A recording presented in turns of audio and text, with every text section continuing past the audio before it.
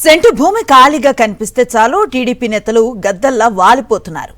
ప్రభుత్వ భూమి, ప్రైవేటు భూమి అని తేడా లేకుండా కబ్జాకు కాదేది అనర్హం అన్నట్లుగా ఎమ్మెల్యేల నుంచి మండల స్థాయి నాయకుల వరకు బరి తెగిస్తున్నారు.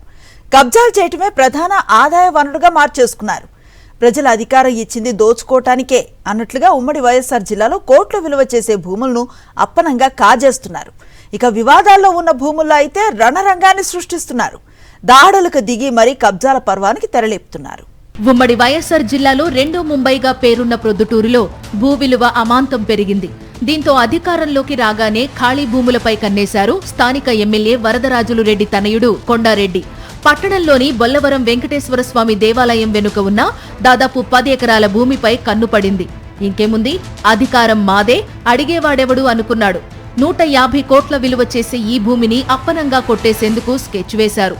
గతంలో ఈ భూములను ఎస్సీలకు ఇచ్చి కొన్నాళ్ల తరువాత ప్రభుత్వం వెనక్కి తీసుకుంది. దీనిపై ఎస్సీలు కోర్టును ఆశ్రయించారు.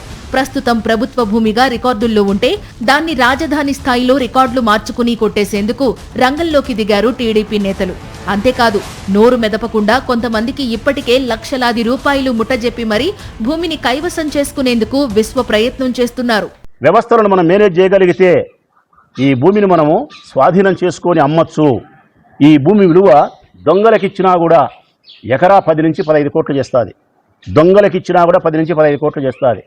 అంటే దాదాపుగా 150 కోట్ల రూపాయల ఆస్తిని ఒకే ఒక ఫైల్, ఒకే ఒక పైరవి, ఒకే ఒక మేనేజ్మెంట్ ద్వారా మనం సంపాదించుకోవచ్చు అని లక్ష్మిరెడ్డి ద్వారా, మునివర ద్వారా ఈ అబ్బా కొడుకులు తెలుసుకొని ఈ భూమిని కాజేసేదానికి, స్వాహా చేసేదానికి రంగం సిద్ధం చేసినారు ప్రజలారా. ప్రొద్దుటూరులోనే కాదు, బద్వేల్ నియోజకవర్గంలోనూ ఇష్టారీతిన భూ కబ్జాలు సాగుతూనే ఉన్నాయి. అట్లూరు క్రాస్ రోడ్లోని 37 సెంట్ల స్థలాన్ని కొట్టేసేందుకు టీడీపీలోని 2 వర్గాల నేతలు బాహాబాహీకి దిగారు. నియోజకవర్గ in-charge Ritesh Reddy, DCCB bank chairman Suryanarayana రెడ్డిల వర్గాలు ఏకంగా పోలీస్ స్టేషన్ ముందే హంగామా సృష్టించాయి. రికార్డుల్లో అది ప్రభుత్వ భూమి అనేది స్పష్టంగా ఉన్నా అధికార బలాన్ని ఉపయోగించి కొట్టేసేందుకు ఇరు వర్గాలు రణరంగాన్ని సృష్టించాయి. ఆ బిల్డింగ్ కడుతున్నాడు, బిల్డింగ్ కూడా స్టాప్ చేపించేసి కోర్టులో ఉంది కాబట్టి బిల్డింగ్ కట్టకుండా స్టాప్ చేపిస్తాము, ఈ రోడ్డు సమస్య కూడా తీరుస్తాం. కోర్టులో ఉంది కాబట్టి కట్టడానికి స్టాప్ చేపిస్తాము. మొన్నటి వరకు మేము 1007 మాత్రమే ఉందనుకున్నాము, నిన్ననే తెలిసింది. అంతా చూసి 1013లో 3 కూడా ఉందని తెలిసింది. దాన్ని కూడా స్టాప్ చేపిస్తాం. ఇక అన్నమయ్య జిల్లాలో పరిస్థితి మరీ దారుణంగా మారింది.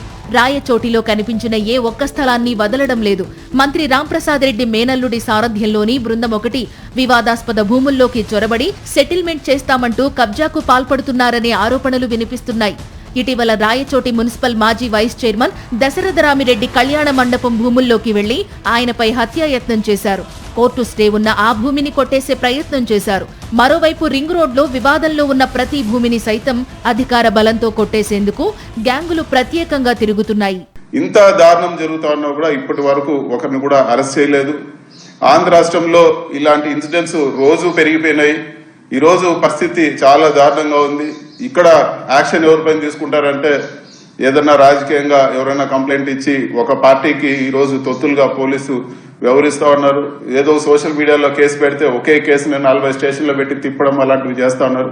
కళ్ళు ఎదురుగా వచ్చి దౌర్జన్యం జరుగుతూ ఉందని కంప్లైంట్ ఇస్తే కూడా ఈరోజు సిఐ డిఎస్పీ తీసి స్పందించే పరిస్థితిలో ఈరోజు లేని పరిస్థితి ఉంది.